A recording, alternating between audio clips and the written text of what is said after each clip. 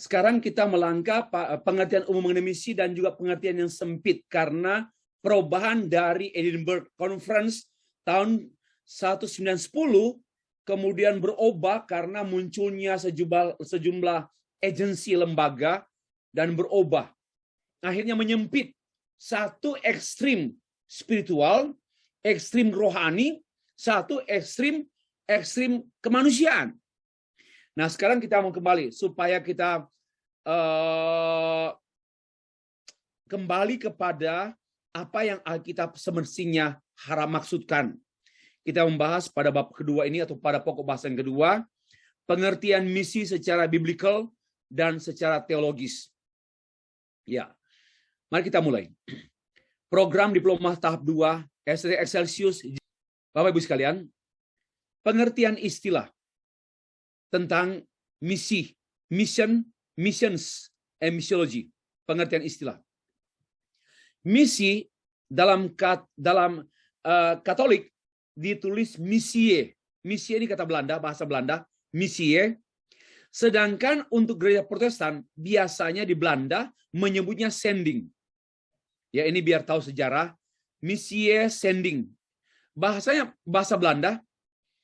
Ya, kemudian dalam bahasa Inggris atau Jerman dan juga Jerman, Inggris, Prancis, mereka menggunakan bahasa Inggris dalam pengertian mission. Mission berarti karya Allah atau God's mission. Atau tugas yang diberikan Tuhan kepada kita gerejanya. Our mission. God's mission, itu menjadi our mission, church mission. Lalu dia menjadi bentuk jamak, missions. Ada missions. Mission without S. Lalu missions.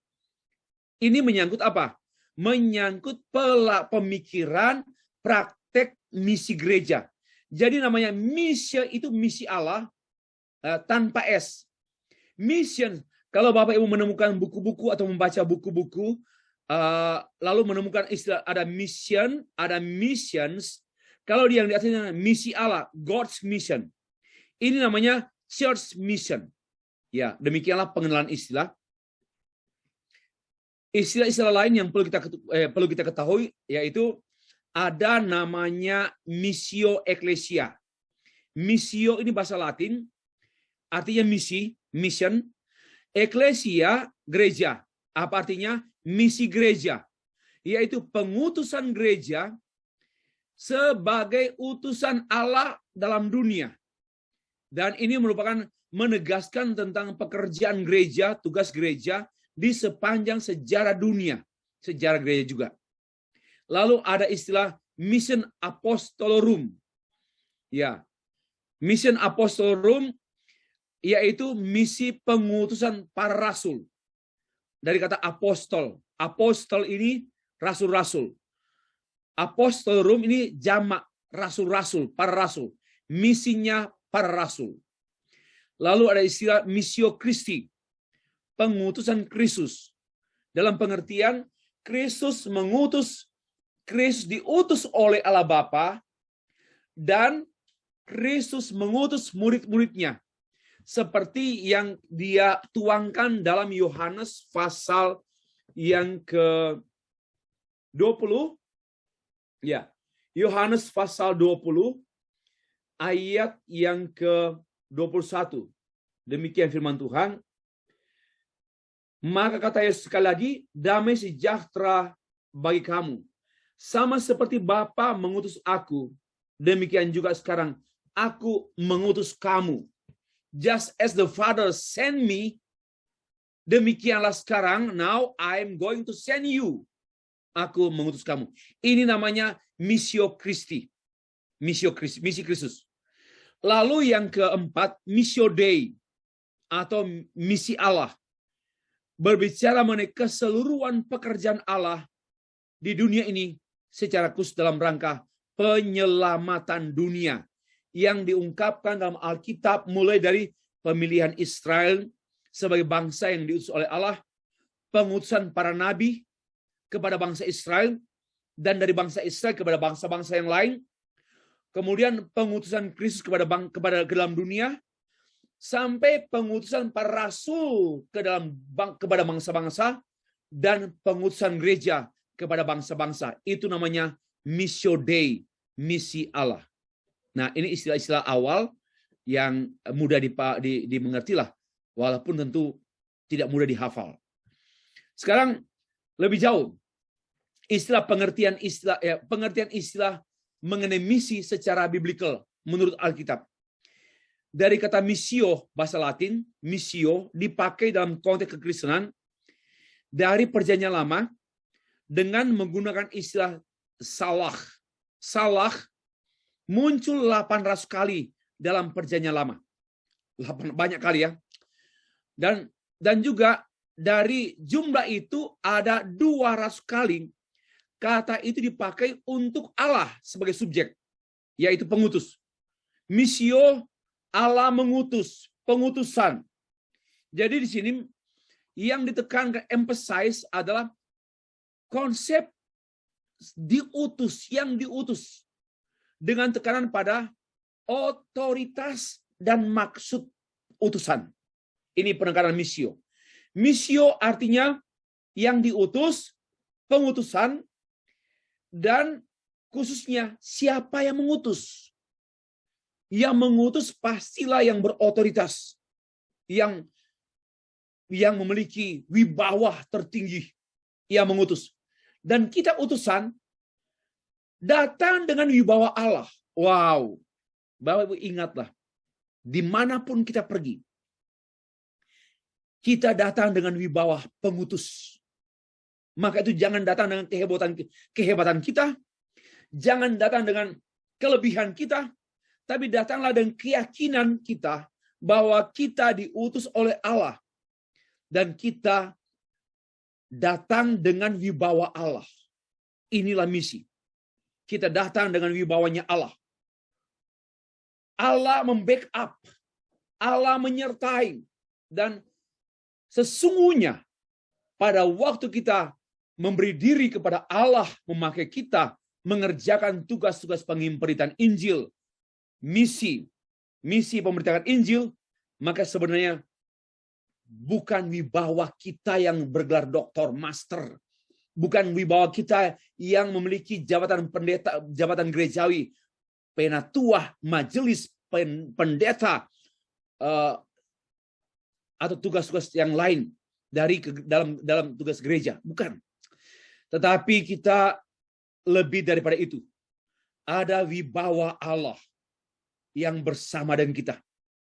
Karena itu kita harus menyampaikan Allah. Kalau kita menyampaikan diri kita, kita kehilangan wibawa.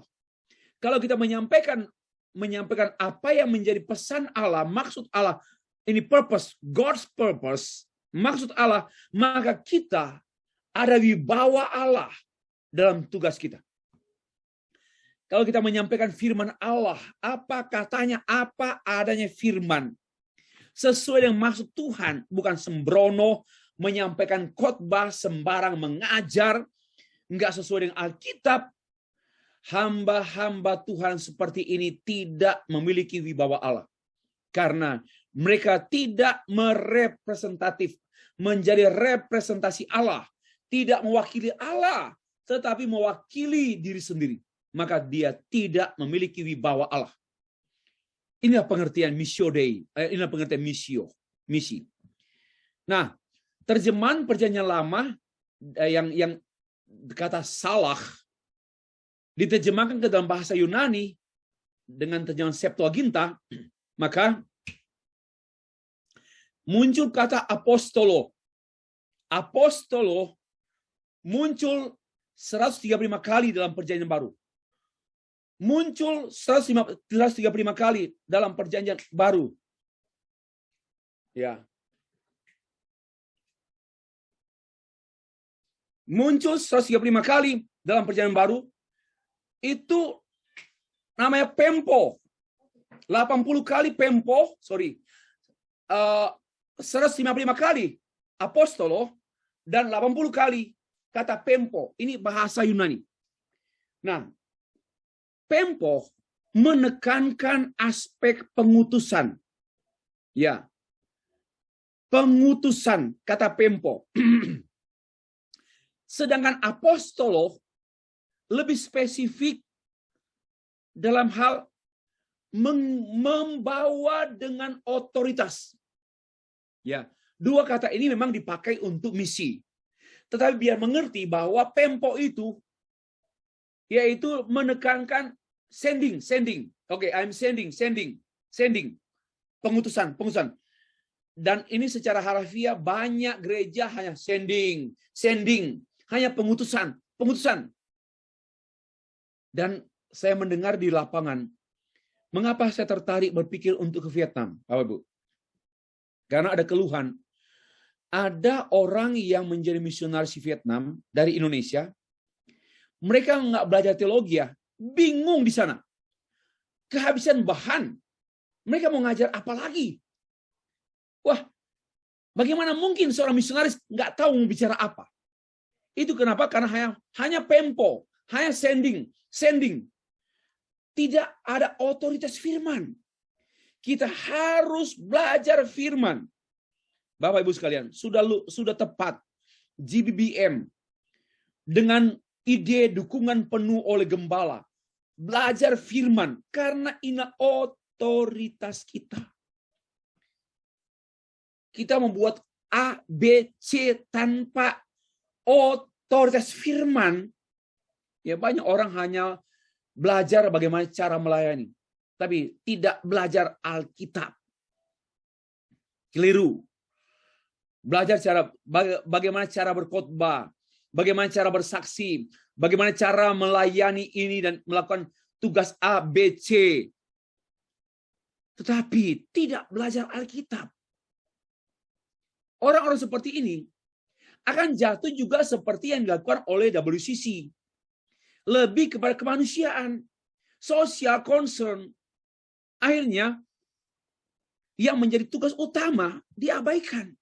Kenapa? Karena tidak belajar firman. Nah, kata apostelo, dari situlah kata apostel, yaitu utusan orang yang dikirim dengan wibawa otoritas si pengirim. Nah, dan ini sangat menekankan yang namanya the religious character, karakter rohani. Menekankan aspek penugasan. Allah yang kirim saya. Bukan gereja. Betul, gereja yang kirim. Tapi sebenarnya Allah lah yang mengirim melalui gereja. Mari berpikir, banyak orang hanya berorientasi pada organisasi. Ya, aku diutus gereja A, B, C. Maka saya harus bertanggung jawab pada gereja A, B, C. Dan di belakang dia ada backup gereja besar. Ada backup gereja kuat. Dan dia lupa ada backup. Ada otoritas Allah yang maha besar. Itu yang kadang-kadang alpa ya dilupakan. Hal yang utama, yang penting dilupakan. Ya. Dengan kata lain, yang dikirim, yang diutus dengan otoritas dari yang mengirim, yaitu tujuan khusus yang akan dicapai. Bukan sekedar sending, kirim, misi, akhirnya missing. Misi yang missing. Kenapa? Karena tanpa otoritas yang mengutus. Apa otoritas yang mengutus? Yaitu firman Allah. Allah mengutus kita untuk menjadi pemberita firman, dan kita harus benar-benar menyampaikan firman-Nya, bukan firmanku. Kalau kita tidak menyampaikan firman-Nya secara tepat, maka yang terjadi Bapak Ibu sekalian, kita kehabisan. Kita tidak memiliki otoritas. Boleh saja orang seolah bertobat. Orang seolah suka dengan khotbah saya, suka dengan pengajaran saya, suka dengan pelayanan saya. Tetapi mereka hanya menjadi orang Kristen tanpa Tuhan. Hanya menjadi orang Kristen tanpa pertobatan, tanpa Kristus. Kenapa? Karena orang yang bertobat jadi Kristen bukan oleh karena Injil, tetapi Injil lain maka dia menghasilkan orang Kristen lain dan orang Kristen kelainan. Ya, orang bertobat jadi Kristen, percaya Yesus jadi Kristen, ya, seolah percaya Yesus. Namun sebenarnya bukan karena Injil, tapi karena konsep supaya diberkati, supaya tidak sengsara, percaya Yesus supaya hidup bagus, pekerjaan diberkati. Maka orang seperti ini sampah-sampah dalam gereja. Karena apa? Karena mereka seperti kambing-kambing, bukan domba. Dalam Alkitab, dalam Matius, Markus, Lukas, Tuhan Yesus berbicara mengenai kambing dan domba. Dan ada yang orang mirip orang percaya, yaitu kambing. Bukan domba-domba, tapi kambing. Dan itu nampak pada perilaku kambing dalam gereja. Suka merusak gereja, gosip gereja, lebih menghancurkan gereja, penuh iri hati, penuh dendam, penuh semua dengan hal-hal daging dalam gereja. Kenapa? Karena mereka sebenarnya orang Kristen yang bukan karena Injil, tetapi karena yang lain-lain dan yang kelainan. Nah, Bapak Ibu, mari kita perhatikan lebih jauh tentang arti misi dalam Alkitab, khususnya kitab-kitab Injil. Yohanes 21 Yohanes 20 ayat 1. Sama seperti Bapa mengutus aku. Nah, digunakan apostelo. Mengutus aku. Jadi Allah Bapa mengutus Yesus Kristus dengan wibawa Bapa. Kenapa? Karena menggunakan istilah apostelo. Demikian juga aku mengutus kamu, Stefri, John. Aku mengutus Pak Yunus, aku mengutus Pak Daniel dengan wibawa Yesus Kristus, apostelo, bukan pempoh. Pempohnya mengirim. Lalu siapa yang kirim? Lalu siapa yang sertai? Kemudian otoritas apa di mana kita otoritas apa yang ada pada kita? We have no, hanya sending. Ini yang menarik. Yohanes 20 ayat 21 menggunakan istilah apostelo. Bapa mengutus anak. Kata mengutus apa artinya? Apostelo apa artinya?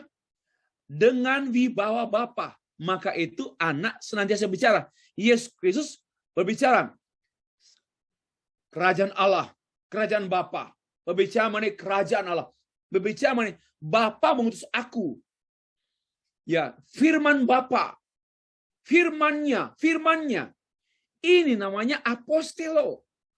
Nah, demikian pula halnya kita diutus oleh Bapa melalui anak. Anak mengutus kita, apostelo, dengan wibawa Kristus. Wah, disinilah satu kesukaan yang sempurna hamba-hamba Tuhan. Yaitu, dia diutus oleh Kristus. Satu kekuatan yang luar biasa dimiliki oleh hamba Tuhan, yaitu dia memiliki wibawa Kristus. Walaupun dia orang sederhana, walaupun mungkin dia bukan orang cerdas, bukan orang pandai bicara, mungkin juga dia orang yang cenderung malu-malu. Tapi tatkala dia diutus oleh Allah, apostelo, diutus oleh Kristus. Wow, orang seperti ini dipakai oleh Allah dengan wibawa Allah yang mengubahkan dunia. Bapak Ibu, Tuhan tidak mengubah dunia melalui orang-orang hebat. Tapi Tuhan mengubah dunia melalui orang-orang yang sederhana. Orang-orang yang penuh ketaatan, penuh kesadaran, kagum akan Injil Yesus Kristus. Walaupun orang yang sederhana. Ya, demikianlah Bapak Ibu. Apostelo.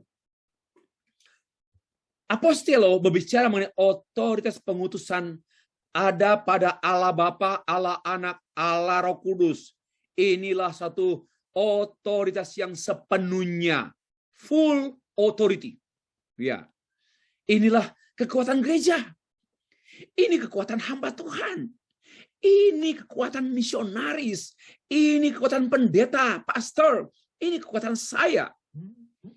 Bapak Ibu, Otoritas pengutusan ini terkait dengan karya pengampunan yang berotoritas karena kita menyampaikan yang tidak disampaikan oleh pembesar-pembesar dunia.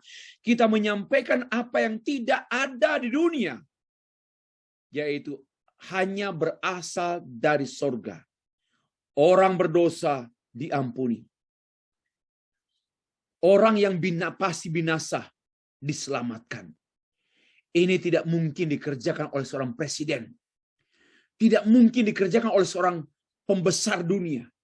Tapi ini dikerjakan oleh Allah sendiri melalui orang-orang percaya yang diutusnya menjadi pemberita Injil. Wah, ini suatu hal yang luar biasa. Nah, next. Yesus Kristus mengutus menggunakan istilah apostelo, menyatakan misi Allah as the one who is responsible for his words. Yaitu dia yang benar-benar bertanggung jawab dengan firman-Nya, dengan karyanya. Ya, apostelo ini Yesus Kristus, anak Allah. Ya, anak Allah yang mengutus anak Allah. Yesus ini datang sebagai anak Allah. Bukan hanya pengutusan. Pempo, bukan. Senantiasa anak Allah. Yesus datang sebagai anak Allah. Apa artinya? Karena dia diutus oleh Bapa. Bapa mengutus anak. Ya. Ini bukan soal anak lebih kecil dari Bapa, bukan. Tapi menerangkan mengenai hubungan yang hakiki antara pribadi kedua Allah Tritunggal yaitu Yesus Kristus dan pribadi pertama Allah Tritunggal itu Allah Bapa. Hubungan yang hakiki sekaligus Bapa dan anak menjelaskan mengenai selain hubungan intim tetapi juga menegaskan mengenai penugasan. Tidak mungkin anak menugaskan Bapa. Tidak mungkin anak menugaskan Bapa. Ya wajar Bapa menugaskan anak. Tetapi bukan dalam pengertian bahwa anak lebih rendah, lebih kecil, lebih kurang hebat dari Allah Bapa. Bukan, itu salah. Itu pandangan subordinasi. Subordinasi. Ya. Tidak begitu. Tetapi di sini maka itu kerajaan Allah Bapa sama dengan kerajaan Allah Anak. Kenapa? Karena Yesus Kristus diutus oleh Allah Bapa sebagai anak Allah. Representatif Allah Bapa. Dan otoritas Yesus Kristus adalah otoritas Allah Bapa. Demikian pula otoritas kita adalah otoritas Yesus Kristus. Apostol, kata teologis, kata yang artinya theological term, yaitu sending, mengutus untuk melayani dengan otoritas Allah. Wow, melayani dengan serve with God's own authority. Melayani dengan otoritasnya Allah. Itulah namanya misi. Mission. Apostelo. Mengutus. Kita mengutus untuk melayani dengan jangan melayani tanpa otoritas Allah. Jabatan pendeta, reverend, pastor, bukan jabatan berotoritas. Itu hanyalah otoritas organisasi gereja. Dengar baik-baik. Pendeta, evangelis, misionaris, itulah otoritas itu adalah otoritas organisasi. Tetapi sesungguhnya bersamaan dengan itu ada yang namanya God's own authority. Kita diutus untuk melayani dengan otoritas Allah sendiri. Ya, serving, melayani kerajaan Allah dengan penuh otoritas. Sehingga Allah membumi, grounded in God. Benar-benar kita tertanam pada Allah. Hamba Tuhan itu tertanam pada Allah, bukan tertanam pada organisasi. Melainkan more than that, kita tertanam pada Allah. Ya. Nah, Lebih lanjut, kata pempo, apostel, ini kita menggali ya kata apostel and pempo. Kita memperhatikan. Lalu gini, peace be with you, peace be to you. As Father has sent me, I also send you, pempo you. Ada terjemahan seperti ini. Tetapi bagaimanapun, bagaimanapun, kalau saya diutus, saya nggak perlu yang apa-apanya. Saya nggak perlu surat dari Yesus. Saya nggak perlu uang dari Tuhan Yesus. Tetapi pengutusan Yesus saja itu sudah luar biasa bagi saya. Kenapa? Siapa saya? Saya nggak perlu Tuhan. Kalau Engkau mengutus aku, tolong ya Tuhan, Engkau siapkan ini dan itu. Bagi saya rewel. Bagi saya itu nggak paham. Bagi saya, dengan diutus oleh Kristus, I think it's enough for me. Even more than enough. Lebih dari cukup. Karena Allah sudah sertai saya. Allah yang utus, Allah sertai. Dan saya menyampaikan pesan Allah. Coba, saya diutus oleh Allah. Disertai oleh Allah, maka itu saya harus menyampaikan firman Allah. Kalau saya tidak menyampaikan firman Allah, maka disitulah letaknya kejatuhan dan kehancuran hamba Tuhan. Utusan Tuhan. Kata apostelo dipakai juga oleh Paulus. Paulus menggunakan apostelo dalam surat-suratnya seperti Roma 1, 2 Korintus pasal 1, Galatia pasal 1. Itu muncul pada awal-awal kitab. Ya, Roma 1, ayat 1. Dari Paulus, hamba Kristus Yesus. Ya, yang dipanggil sebagai rasul, apostelo.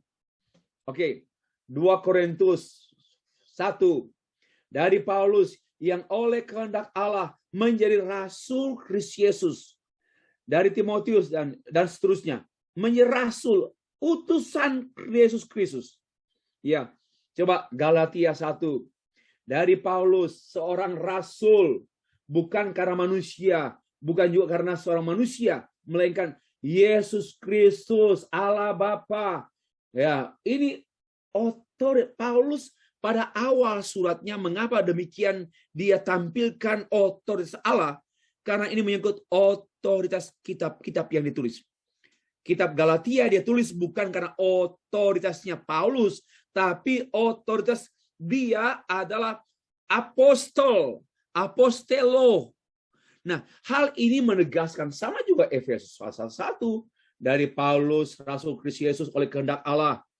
Ya, dari rasul Yesus Kristus. Ya, Kolose juga demikian. Dari Paulus rasul Kristus Yesus. Ya, 1-2 Timotius juga sama juga. Dari Paulus rasul Kristus Yesus. Dari Paulus rasul Yesus. Dia menegaskan otoritas kitab-kitab yang dia tulis adalah otoritas Kristus, bukan otoritas Paulus. Maka dia menekankan 3 hal berkenaan dengan apostelo, yaitu panggilannya, penugasannya, otoritasnya. Ingatlah kita. Setiap orang Kristen, orang percaya, tidak harus jadi pendeta dulu. Tidak harus jadi pastor dulu, baru bisa diutus oleh Allah. Enggak. Apostelo dialami oleh setiap orang percaya. Ya, apostelo adalah utusan Allah untuk semua orang percaya. Dan Paulus menegaskan 3 hal. Bahwa misi itu adalah panggilannya, misi itu penugasannya, dan misi itu otoritasnya Paulus. Ya, luar biasa demikian Bapak Ibu sekalian. Elemen-elemen pertama pengutusan Allah mengutus umatnya itu ada, tetapi more than that, Yesus Kristus menyatakan, I must proclaim the good news about the kingdom of God to the other town also as well, because I was sent for his purpose. Coba Bapak Ibu perhatikan. Saya memohon, mari kita perhatikan Lukas pasal 4 ayat 43. Di sini kita menemukan hal yang sangat luar biasa. Apa? Satu, kata Pak Tuhan Yesus, aku harus, I must, not I have to, but I must proclaim. Saya harus. Mengapa Yesus harus? Mengapa Yesus diharuskan memberitakan Injil tentang kerajaan Allah? Ya, di kota-kota. Karena dia menjawab, jawabannya, because I was sent. Aku diutus untuk maksud itu. Luar biasa. Karena memang, apa artinya? Misi itu berkenaan dengan maksud pengutusan. Saya diangkat menjadi pendeta berkenaan dengan misi pengutusan. Ini Tuhan Yesus, Bapak Ibu. Dia berbicara, aku harus memberitakan Injil. Karena apa? Because I was sent, karena aku diutus. Ya untuk itu, aku datang ke dunia ini untuk Injil, bukan untuk yang lain. Jangan yang lain. Bapak Ibu, jangan mengerjakan yang lain. Atau jangan menghabiskan tugas-tugas yang bukan utama. Tugas utama Tuhan Yesus yaitu dia diutus untuk Injil. Dan untuk Injil itulah dia diutus. Wah, ini harus menjadi kalimat saya. Tuhan, untuk apa aku hidup? Untuk apa aku menjadi hamba Tuhan? Untuk apa aku ke Afrika? Untuk apa aku harus mengajar, berlelah mengajar seperti ini? Untuk apa? Untuk itulah. Untuk apa? Untuk Injil. Untuk Injil itu sendiri. Disinilah jantungnya dunia, jantungnya kekristenan, jantungnya misi, jantungnya hamba Tuhan. Misi tidak ditentukan oleh gereja, lembaga misi tidak. Tidak ditentukan oleh orang yang diutus, melainkan yang mengutus untuk maksud si pengutus. Untuk maksud si pengutus. Siapa? Yesus yang mengutus aku. Saya harus melayani maksudnya. Dan maksud Yesus harus terpenuhi. Bukan maksud Stefri. Nah, ini penting. Gereja adalah alat misi Yesus Kristus melalui pekerjaan Roh Kudus. Karena itu Kristus adalah pengutus, sender. Tidak hanya pengutus. Dia juga pendamping, pelaksana, penggenap, dan penyempurna misi Allah. Itulah Yesus Kristus. Wow. Maka saya boleh membuat kesimpulan demikian, Bapak Ibu. Pengutusan menurut Alkitab menjelaskan mengenai peran Allah, bahwa Allah sebagai pengutus agung. Karena itu Allah apa? Allah itu God is initiator of mission. Ide, inisiatif, berinisiatif. Misi itu God's idea. Ya. Yang kedua, God is executor of mission. Because the mission is God's idea, so He Himself who do it. Dia sendirilah yang melakukan itu. He Himself who does it. Dia sendiri yang melakukan, bukan kita. Kita hanya alat. Karena itu dia eksekutor. And the third one, God is dynamisator of mission. Misi itu tidak pernah letih, tidak pernah gagal pada Allah. Karena Allah dinamisator, dinamiknya. Oh, Allah itu penggerak, Allah itu penggagas misi. Inisiator, penggagas, pelaksana, eksekutor, dan pendinamis. Dan berikut, Allah itu adalah penggenap, fulfiller of mission. Dialah yang menggenapi misinya. Dan dia pula yang menyempurnakan misinya. Jadi inilah God's mission, Missio Dei, bukan kita. Kita tidak sebagai penggagas misi, pelaksana misi, penghidup misi, penggerak misi, penggenap misi, dan penyempurna misi. No, bukan kita. Tetapi Allah, Bapa, Anak, dan Roh Kudus. Dan kita bersyukur. Maka itu kemarin hari saya mengajar selama 8 jam dan sempat juga disuruh berkhotbah, dan saya menekankan dalam khotbah itu 7 presiden tidak mampu melakukan tugas seorang hamba Tuhan. Tugas seorang hamba Tuhan terlalu berat karena dia mengerjakan pekerjaannya Allah. Maka itu seorang hamba Tuhan jangan kerja sendiri.